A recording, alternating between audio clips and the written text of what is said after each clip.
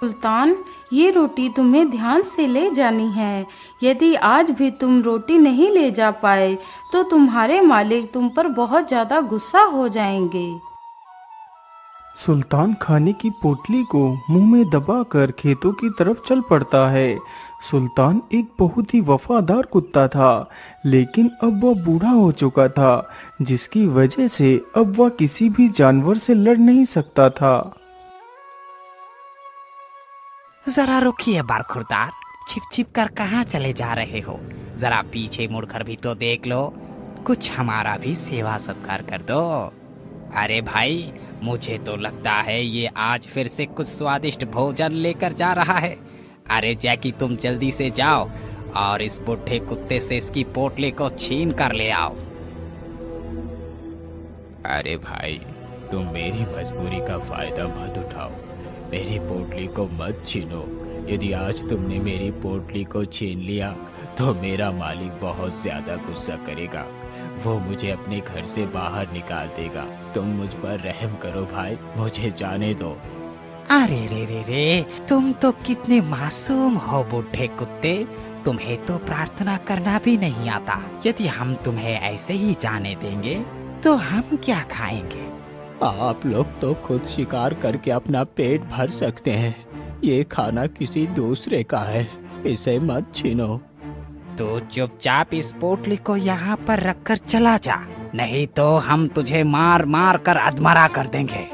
इतना कहकर तीनों सियार गुस्से में सुल्तान की तरफ बढ़ते हैं और सुल्तान के ऊपर टूट पड़ते हैं। फिर उसकी खाने की पोटली को छीन लेते हैं और वहां से चले जाते हैं।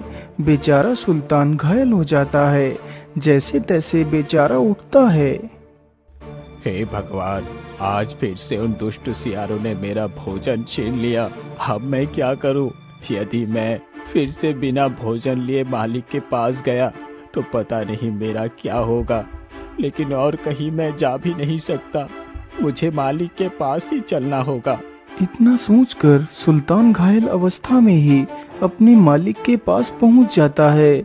कुत्ते की हालत को देखकर सेठ समझ जाता है कि आज फिर सुल्तान ने उसका खाना खो दिया है।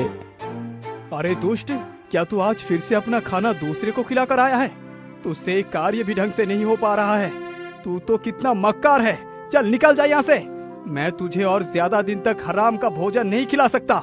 इतना सुनकर कुत्ते की आंखों में आंसू आ जाते हैं, लेकिन बेचारा बूढ़ा सुल्तान कर भी क्या सकता था। वह चुपचाप वहां से जंगल की ओर चला जाता है।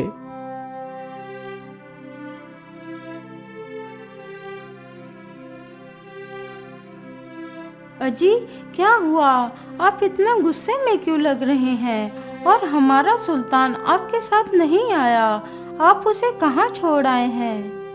अरे सेठानी जी, आप इस दुष्ट का नाम अपनी जुबान पर मत लाओ। वो बहुत मक्कार है, उससे एक काम भी ढंग से नहीं होता है। लेकिन जी, आप तो अच्छे से जानते हैं कि सुल्तान अब बूढ़ा हो चुका है। यदि वो बूढ़ा हो चुका है तो मैं उसे अपने घर में नहीं रख सकता, इसीलिए मैंने उसे अपने घर से भगा दिया है। बेचारी सेठानी अपने कुत्ते से बहुत प्रेम करती थी। वह नहीं चाहती थी कि उसका वफादार कुत्ता उससे दूर हो, लेकिन वह कर भी क्या सकती थी।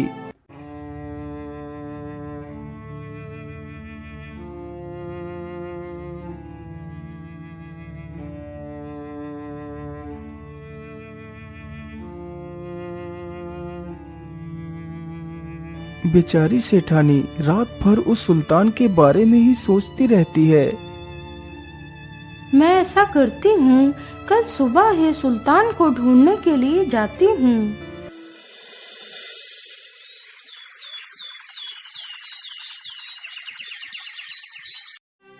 अगली सुबह ही सेठानी कुत्ते को ढूंढने के लिए निकल पड़ती है।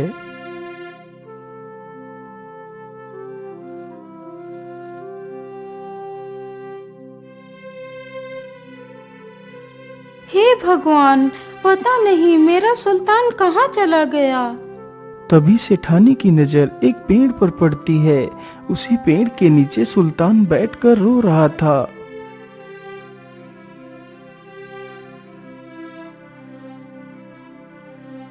अरे सुल्तान, तुम यहाँ पर पड़े हो।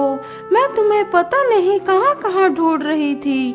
चलो मेरे साथ। सेठानी की यह बात सुनकर बेचारा सुल्तान अपनी मालकिन के पीछे पीछे चल देता है।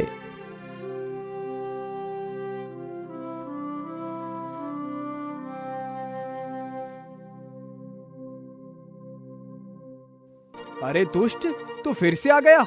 मैंने तुझे घर से भगा दिया था, तू फिर आ गया। मैं तुझे जिंदा नहीं छोड़ूंगा। रुक जाइए सेठ जी, सुल्तान को मैं लेकर आई हूँ। आप उसे घर से नहीं भगा सकते। अरे भाग्यवान, तुम एक साधारण कुत्ते के लिए मुझसे बहस कर रही हो। अजी, मैं कुछ नहीं जानती। सुल्तान हमारे साथ ही रहेगा। अच्छा ठीक है भाग्यवान, तुम चिंता ना करो, मैं इसे कुछ भी नहीं करूंगा। अच्छा सुनो भाग्यवान, तुम जरा हमारे लिए कुछ मीठा ले आओ। ठीक है जी, मैं अभी लाती हूँ।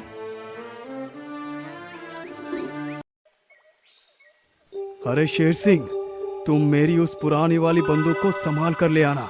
आज रात को मैं इस सुल्तान को हमेशा के लिए मौत की नींद सुला दूंगा।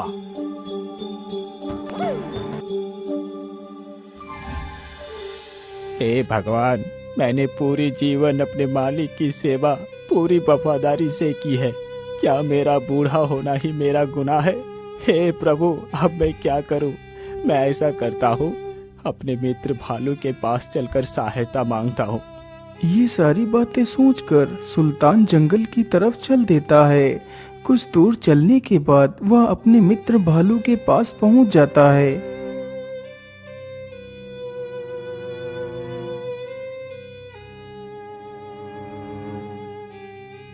अरे मित्र, क्या बात है? तुम इतने दुखी क्यों दिखाई पड़ रहे हो? मित्र, मैं तुम्हें क्या बताऊं, मैं बड़ी ही दुविधा में हूँ। फिर सुल्तान अपनी सारी कहानी उस भालू को सुनाता है। अरे भाई, तुम्हारा मालिक इतना निर्दयी कैसे हो सकता है? तुमने अपनी सारी जिंदगी अपनी मालिक के नाम कर दी, लेकिन तुम्हारे बुढ़ापे में उसने तुम्हें ही मारने तक की धमकी दे डाली। वाकई इंसान तो कितना निर्दयी होता है। मित्र, अब तो मेरा मालिक मुझे मार ही देगा, इसीलिए मित्र, मैं अंतिम बार फिर से वही शहद खाना चाहता हूँ जो तुमने मुझे पहली बार खिलाया था। अरे नहीं मित्र, तुम ये कैसी बात कर रहे हो? मैं तुम्हें शहद भी खिलाऊंगा मित्र, और तुम्हारी सहायता भी करूंगा। जैसा मैं कहता हूँ तुम वैसा ही करो। फिर भालू अपनी योजना उस कुत्ते के कान में बताता है। अच्छा ठीक है भाई, अब मैं चलता हूँ। इतना कहकर कुत्ता वहाँ से चला जाता है।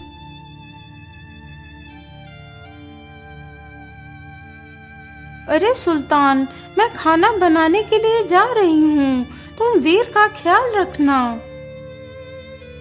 इतना बोलकर सेठानी घर के अंदर चली जाती है। सुल्तान वहीं पर बैठा रहता है। उसके सामने ही उसका सेठ बैठा था तथा उसी के पास सेठ का बच्चा भी लेटा था। ओहो, कितना समय हो गया है, लेकिन अभी भी शेर सिंह बंदूक को लेकर क्यों नहीं आया? सेठ इतना सोच ही रहा था कि तभी वहाँ पर सुल्तान का मित्र भालू आ जाता है। अरे अरे रे रे, बाबा भालू, मेरा डंडा कहाँ गया? सेठ डर के मारे वहाँ से भाग खड़ा होता है और दूर एक पेड़ के पीछे जाकर छिप जाता है। भालू उस बच्चे को अपने मुंह में दबाकर वहाँ से चल देता है। तभी सुल्तान भालू के ऊपर भौंकने लगता है, तो वह भालू जानबूझकर कुत्ते से डरने का नाटक करता है। तभी सेठानी भी बाहर आ जाती है। सुल्तान, तुम उस भालू को छोड़ना मत। मेरे बच्चे को बचा लो सुल्तान, नहीं तो मैं भी मर जाऊंगी। सुल्तान भालू के ऊपर भौंकता रहता है, तो भालू उस बच्चे को वहीं पर छोड़कर वहां से भाग जाता है। सेठानी तुरंत ही अपने बच्चे को उठाकर अपने सीने से लगा लेती है। तभी वह सेठ भी वहां पर आ जाता है। यह दृश्य देखकर तो सेठ की आंखें फटी की फटी रह जाती हैं।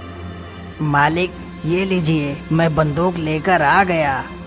अरे नहीं नहीं शेर सिंह, अब मुझे इस बंदूक की आवश्यकता नहीं। आज मैं एक बहुत बड़ा पाप करने से बच गया। जिसने मेरी रखवाली पूरी जीवन भर की, आज वो बूढ़ा हो गया तो मैं उसे मारना चाहता था। हे प्रभु, तूने मेरे हाथों से ये पाप होने से रोक लिया। सुल्तान, मुझे माफ कर दे। मैंने तुम्हारे ऊपर बहुत जुल्म किया था।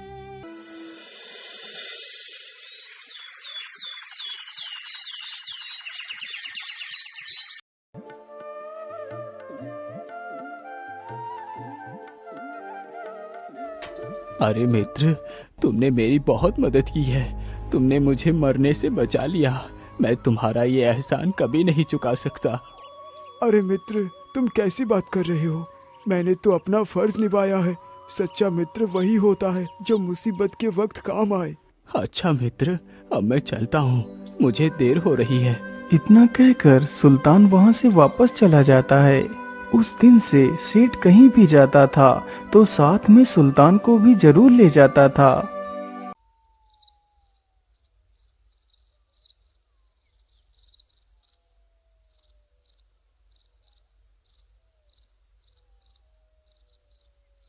अरे मित्र उठो, देखो मैं आया हूँ। क्या तुम सो रहे हो? अरे मित्र, तुम इतनी रात्रि में यहाँ पर क्या कर रहे हो? अरे भाई, मैं तुम्हें क्या बताऊं, मुझे तो बहुत जोर की भूख लगी है। आज तो मुझे कोई भी शिकार नहीं मिला है। लेकिन भाई, इसके लिए तो मैं तुम्हारी कोई सहायता नहीं कर सकता। अरे नहीं भाई, तुम मेरी सहायता अवश्य कर सकते हो, इसीलिए तो मैं तुम्हारे पास आया हूँ। बोलो मित्र, मैं तुम्हारी सहायता कैसे कर सकता हूँ? मित्र, तुम्हारे सेठ के पास तो काफी सारी बकरियां हैं। मैं उन्हीं में से एक बकरी को ले जाता हूँ।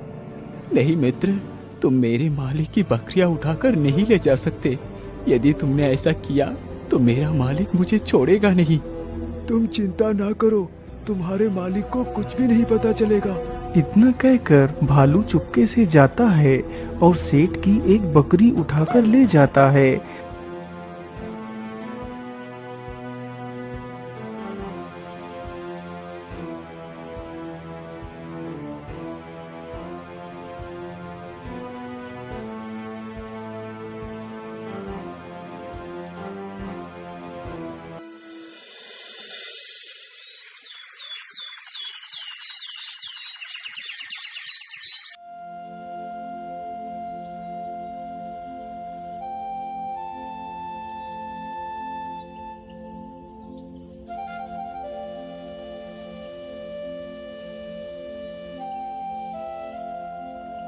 ओहो, आज भी शिकार नहीं मिल रहा। क्या करूं? शिकार नहीं मिला तो खाऊंगा क्या? मैं तो बेकार में ही इतनी मेहनत कर रहा हूं। चलो अपने मित्र के पास ही चलता हूं। अरे मित्र, आंखें खोलो, मेरी सहायता करो। अरे क्या हुआ मित्र, तुम क्या सहायता चाहते हो? अब तुम्हें क्या हुआ? अरे भाई, आज फिर से मुझे कोई शिकार नहीं मिला है। कृपा कर मुझे एक बकरी ले जाने दो। लेकिन मित्र, मैं लेकिन कुछ नहीं मित्र, मुझे मना मत करो, मुझे जाने दो। इतना कहकर भालू फिर से जाता है और एक बकरी को उठाकर ले जाता है। बकरियां खा खा कर तो भालू की शिकार करने की इच्छा ही खत्म हो गई थी। अब तो उसे बिना मेहनत के ही शिकार मिल रहा था। वह रोज रोज कोई नया बहाना बनाकर जाता और बकरी को उठाकर ले जाता।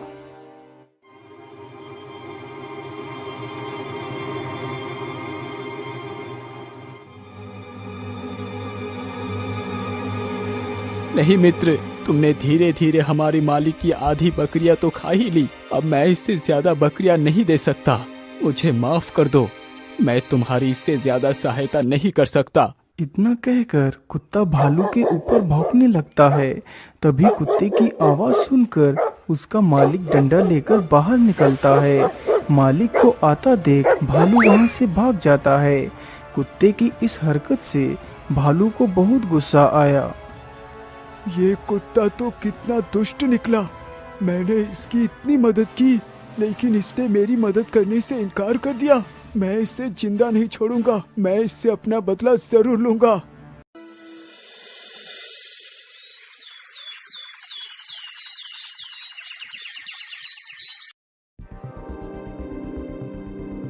अगली सुबह ही वह भालू अपने दूसरे मित्र भालू के पास जाता है।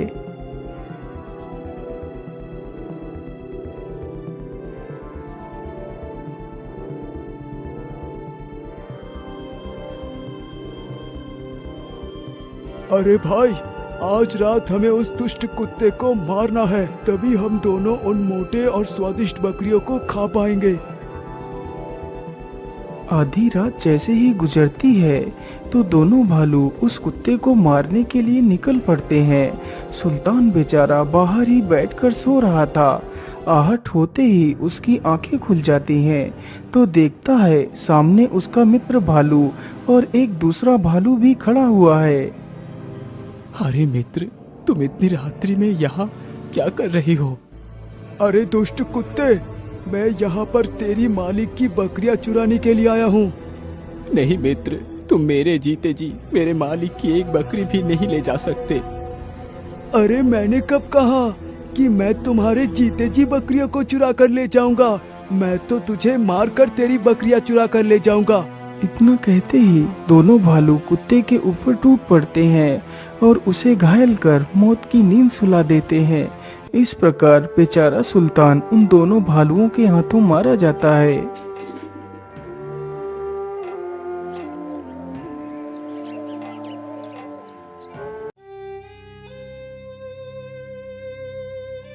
अरे सुल्तान कहाँ गया?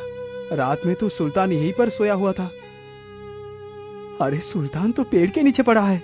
इतना बोलकर सेठ पेड़ के नीचे जाकर देखता है तो सुल्तान मृत अवस्था में पड़ा हुआ होता है। अरे सुल्तान, ये तुम्हें क्या हो गया? तुम्हें किसने मारा? मैं उसे जिंदा नहीं छोड़ूंगा। अरे भाग्यवान, तुम जरा बाहर आकर देखो, हमारे सुल्तान को किसी निर्दय ने मार डाला है। सेठानी भी अपने मृत कुत्ते को देखकर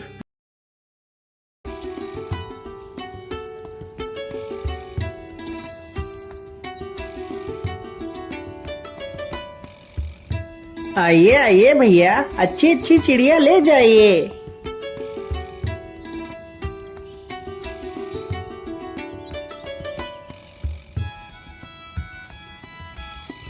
अरे भाई, ये कबूतर कितने पैसे में दे रहे हो?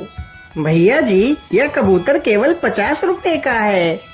नहीं नहीं भाई, 50 रुपए तो बहुत ज्यादा मांग रहे हो। मैं तो इस कबूतर के सिर्फ 30 रुपए दूंगा। क्या करूं, वैसे भी अब जल्दी ही बाजार समाप्त होने वाला है और शाम भी होने वाली है। मैं ऐसा करता हूँ, जल्दी जल्दी से अपनी सारी चिड़िया बेच देता हूँ। अरे भाई, तुम कहाँ खो गए? क्या बात है? अरे कुछ नहीं भाई, ठीक है, तुम इसे 30 रुपए में ही ले लो। वो आदमी जल्दी से 30 रुपए निकाल कर देता है और कबूतर को ले लेता है। वह शिकारी देखते ही देखते कुछ ही देर में अपनी सारी चिड़िया बेच देता है।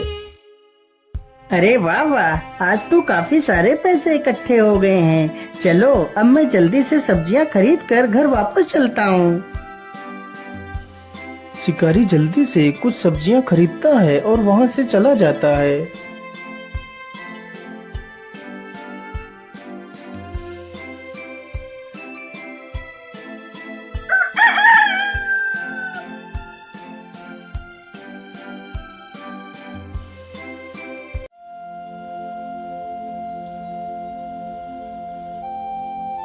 अजी, सुबह हो गई है और कितना सोओगे आप? क्या आज आप शिकार पर नहीं जाओगे? हाँ हाँ भाग्यवान, जाता हूँ, अभी जाता हूँ। शिकारी चुपचाप अपना जाल उठाता है और जंगल की तरफ निकल जाता है।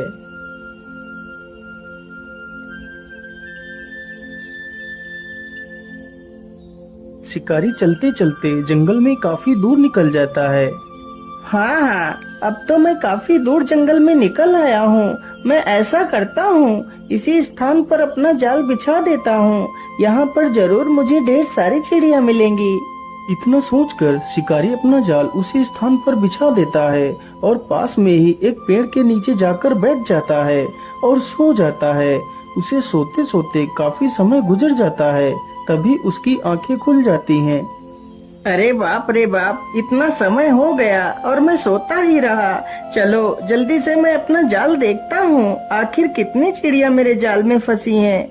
इतना सोचकर शिकारी अपने जाल के पास जाता है तो देखता है उसके जाल में एक भी चिड़िया नहीं फंसी है। अरे ये क्या हुआ? मेरे जाल में तो एक भी चिड़िया नहीं फंसी है। आखिर ऐसा कैसे हो सकता है? अब मैं क्या करूँगा? पैसे कहाँ से लाऊंगा? यदि पैसे नहीं मिलेंगे तो मैं अपना गुजारा कैसे करूँगा? चलो कोई बात नहीं, आज का गुजारा तो कल के बचे हुए पैसों से हो जाएगा। अब मुझे घर वापस चलना चाहिए।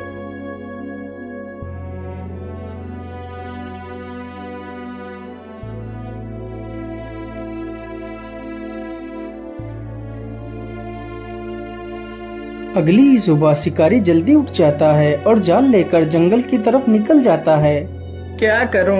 कल तो मुझे खाली हाथ ही घर लौटना पड़ा था, लेकिन आज मुझे कुछ भी करके चिड़िया तो पकड़नी ही पड़ेगी। लेकिन आज मैं ऐसा करता हूँ, आज अपने जाल को किसी नए स्थान पर लगाता हूँ। ये सब कुछ सोचते हुए शिकारी जंगल में एक नए स्थान पर पहुंचता है। हाँ, यही स्थान ठीक रहेगा। मैं यहीं पर अपना जाल बिछा देता हूँ। इतना सोचकर शिकारी फिर से अपना जाल बिछा देता है और पेड़ के नीचे जाकर बैठ जाता है। अरे नहीं नहीं, मैं इस बार नहीं सोऊंगा। इस बार मैं अपने जाल पर नजर रखूंगा। आखिर मेरे जाल में चिड़िया क्यों नहीं फंस रही हैं? तभी देखते ही देखते कुछ ही देर में उसके जाल में कई सारी चिड़िया आकर फंस जाती हैं। तभी एक लोमड़ी उसके जाल के पास आती है और जाल को पकड़कर खींच लेती है, जिससे जाल में फंसे सारे कबूतर फर से उड़ जाते हैं। अरे रे दुष्ट लोमड़ी, ये तूने क्या कर दिया? मेरे सारे पंछियों को तूने छुड़ा दिया। मैं तुझे जिंदा नहीं छोड़ूंगा। शिकारी जल्दी से एक डंडा उठाकर लोमड़ी की तरफ दौड़ता है। लोमड़ी तुरंत वहां से भाग खड़ी होती है। बेचारा शिकारी उसका पीछा करते करते काफी दूर निकल जाता है। लोमड़ी देखते ही देखते जंगल में एक झाड़ी में घुस जाती है। अरे बाप रे बाप, इसके पीछे भागते भागते तो मेरी सांस ही फूल गई, लेकिन लोमड़ी तो हाथ नहीं लगी। जिस पेड़ के नीचे शिकारी खड़ा था, उसी पेड़ पर एक पक्षी रहता था। तभी उस पक्षी ने अपना मल त्यागा तो वह मल सीधा उसी शिकारी के ऊपर जा गिरा। अरे राम राम राम, मैं तो वैसे इतना परेशान हूँ, ऊपर से इस पक्षी ने मेरे ऊपर ही मल कर दिया। छी छी। तभी शिकारी अपने हाथों से ही उस मल को साफ करने लगता है। अरे ये क्या? ये मल तो सोने की तरह चमक रहा है। कहीं यह सोना ही तो नहीं? अरे हाँ, यह तो सोना ही है। इस पेड़ के नीचे तो कितना सारा सोना पड़ा है। इतने सोने में तो मेरा पूरा जीवन सुखमय कट जाएगा। लेकिन इतना सारा सोना आखिर किस पक्षी ने किया है? जरा मैं इस पक्षी को देख लेता हूँ। शिकारी तुरंत ही पेड़ से दूर हटकर देखता है तो एक सुंदर सा सफेद रंग का पक्षी पेड़ पर बैठा है। अरे वाह, यह पक्षी तो दिखने में कितना आकर्षक है। जितना ही यह दिखने में आकर्षक है, उतना ही ज्यादा यह काम का भी है। काश मैं इस पक्षी को पकड़ पाता तो मेरे पास इतना सारा सोना हो जाता कि मैं अपने पूरे राज्य में सबसे अमीर व्यक्ति बन जाता। इतना सोचकर शिकारी के मन में लालच आ जाता है और शिकारी जल्दी से उस सारे मल को इकट्ठा कर एक पोटली में बांध लेता है। मैं ऐसा करता हूँ, कल सुबह आकर अपना जाल इसी पेड़ के नीचे बिछा दूंगा और इस पक्षी को पकड़ लूंगा। इतना सोचकर शिकारी जल्दी से पोटली लेकर अपने जाल के पास जाता है और जाल लेकर अपने घर की ओर वापस चला जाता है।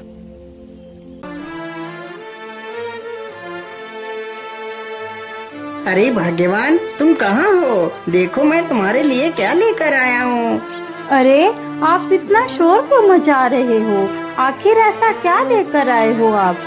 तभी शिकारी उस पोटली को खोल देता है। उसकी पत्नी पोटली में इतना सारा सोना देखकर हैरान रह जाती है। अरे इतना सारा सोना, लेकिन इतना सारा सोना तुम्हें कहाँ से मिला? फिर शिकारी अपनी पत्नी को सारी कहानी सुनाता है। भाग्यवान, यदि वह पक्षी हमारे हाथ लग गया तो हमारी सारी गरीबी चुटकियों में ही खत्म हो जाएगी और हमें पूरे जीवन कोई काम नहीं करना पड़ेगा। हमारी आने वाली पुश्तें राज करेंगी, राज। हाँ हाँ, लेकिन इस पक्षी को तुम पकड़ोगे कैसे?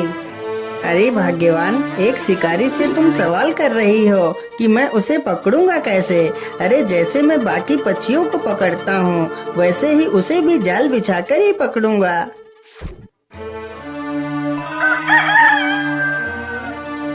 अगली सुबह ही शिकारी जाल उठाता है और जंगल की तरफ निकल पड़ता है।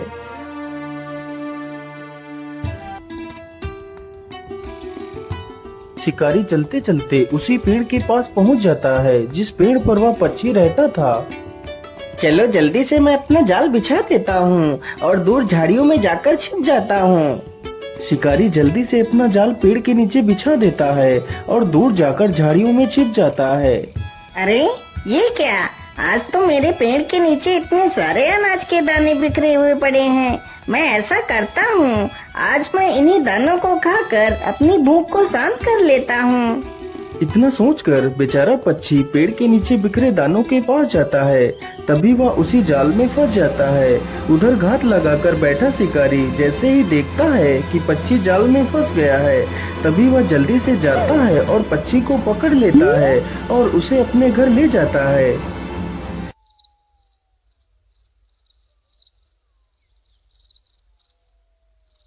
अरे भाग्यवान, देखो देखो, मैं उस पक्षी को पकड़ कर ले आया हूँ। अरे वाह वाह, आपने तो कमाल ही कर दिया। अब तो हम जल्दी ही अमीर हो जाएंगे। लेकिन भाग्यवान, हमने पक्षी को तो पकड़ लिया है, लेकिन मेरे मन में एक डर बैठ गया है। अजी, अब आपके मन में कैसा डर बैठा हुआ है? अरे भाग्यवान, हमने इस सोना देने वाले पक्षी को तो पकड़ लिया है, लेकिन जब कभी इसकी खबर राजा को मिल गई कि मुझे ऐसा कोई विचित्र पक्षी मिला है, तो राजा हम दोनों को फांसी पर ही चढ़ा देगा। अरे हाँ, आप बिल्कुल ठीक कहते हो। हमने इस बारे में तो कभी सोचा ही नहीं। हाँ, अब तुम ही बताओ भाग्यवान, हमें क्या करना चाहिए? अजी, यदि आप मेरी मानो तो आप कल सुबह ही इस पक्षी को लेकर राजा के पास जाओ और इस पक्षी की विशेषता बताकर राजा को सौंप दो। हो सकता है राजा खुश होकर तुम्हें कुछ कीमती इनाम दे दे। हाँ हाँ भाग्यवान, तुम बिल्कुल ठीक कहती हो। मुझे ऐसा ही करना चाहिए। मैं कल सुबह ही इस पक्षी को लेकर राजा के पास जाऊंगा।